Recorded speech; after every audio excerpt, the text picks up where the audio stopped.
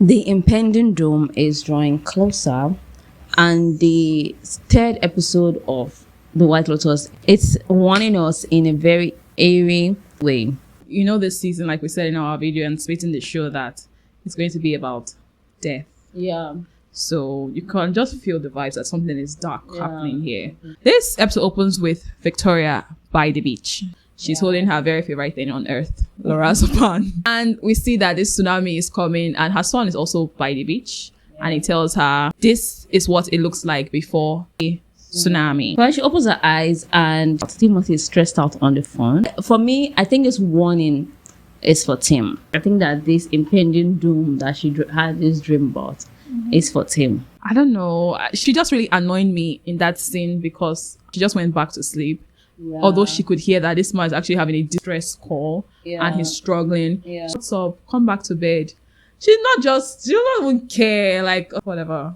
I'd like to know their dynamics. Yeah. Well, moving on, we'll talk more about that later. During breakfast, Rick is still acting shady. He went to meet Conchita, told her that he's a producer. They made plans to meet up in Bangkok. Victoria tells her family about her dream, and she warns Locke about his talk about tsunamis and the rest. But he still picked up his staff and showed his father a video of a man that just standing. He said not far away from the White Lotus Hotel.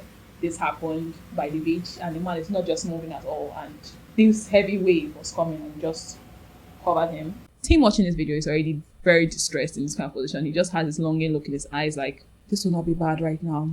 Moving on, the caller that have been disturbing Timothy, that have been giving Timothy stress, is now calling his son Saxon, because remember that Saxon is actually working with his father. And this was the moment for Timothy. He decided that everyone, we have to give up our technology now. I don't know why Timothy is trying to just hide everything from the family. Just seem worried about every other person except from himself. Yeah. That's one major thing. I think Tim is such a good father. He might have his imperfections, but I think he's such a good father. If you watch our first video, my theory, I think Timothy is going to die. I just said that I think he's going to snap because he's always putting his best foot forward. He's just trying to make everybody okay except himself. So yeah, I think he's a good father. This new latest development was to Piper's delight, of course, taking away technology. And this moment was such a nice sibling moment. Yeah, it was so natural. Like, you always get what you want. Yeah, you know that's annoyance that, okay, why are they always agreeing for this other person and they're not agreeing for this person? Yeah. Then Belinda, every other person's favorite character that came to like this season, recognizes Gary, and the name is just so close. I don't know why he made himself Gary, because it's just so close. However, Rick dragged Chelsea out of the hotel to town, and here he took something that was laced, and now he's hallucinating. Everything happened so fast. Before you know it, he's dragging her to see a snake show, and he's still high during the snake show. He went to the back of the place. And he released snakes. And when Chelsea came to find him, a snake bit her. Everything just happened so fast. It was just crazy. He was just trying to avoid so much chaos that is happening right now in his head. And he just unleashed the chaos. Now with 2 near-death experience, Chelsea is worried about getting on a boat, Gary's boat. While for other people here, I talk pitch to Conchita that he wants to be a bodyguard. And he got mocked by the other bodyguards that actually they want to even actually let him go for not being able to man the gate. The girls trip, Kate's values get mocked. They find out that Kate's actually a conservative because she's living in Texas, far away, Austin, Texas, and she's actually a conservative person. And you know that thing where having friends all this while, you already have your values, you know who your girlfriends are to an extent. Well, only to find out now that you don't really know somebody entirely. So now Laurie and Jacqueline, Katie found them actually talking about her.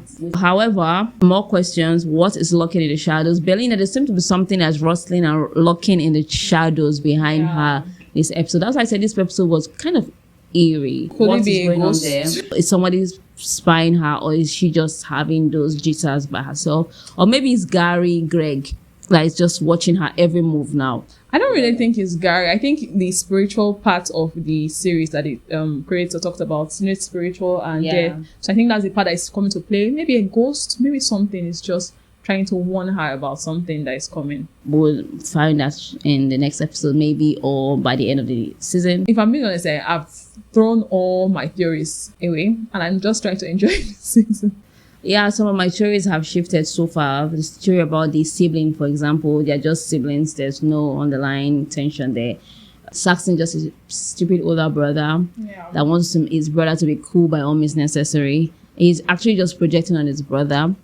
Then Piper is just closer to her younger brother because she cannot get through to her stupid elder brother. And they're just siblings. That's just it. I was thinking there was some sort of tension there and I was blatantly wrong. Then what else? Now that we're going through the season, I think that Tim might not die. It's going to be too obvious. But even though sometimes in life, things that are that obvious happen, but I just think that it's going to be too obvious. It's still on my death list though. But I'm just saying, would they make it very obvious like this? So I am just looking. I think if I'm going to add a new theory to it, I think that Victoria knows what's going on. I don't think Victoria is just this sleepy lady that just taking her anxiety meds for nothing. Going on. And that's why she's drugging herself to just forget everything. Like, okay, not my business. I don't care about this. I don't want to know this. I think I was add somebody to my list of my die. Rick. Because a lot with that entire snake thing. I feel like something's just going to go down and wrong with him. I think Rick and Chelsea are going to make it out of I here. hope they do. I think they're going to make it out of here. But I don't know. They will have to fight though, but I think they're going to make it out of here. I still think somebody from the friend group is going to die, and my bet is still on Laurie. I think Jacqueline. Yeah, so... Yeah. Imagine actress dying in Thailand, went on holiday with her two friends. Jacqueline, Tim, now Rick. What else? I've forgotten to put on my list. I put the mom before Victoria.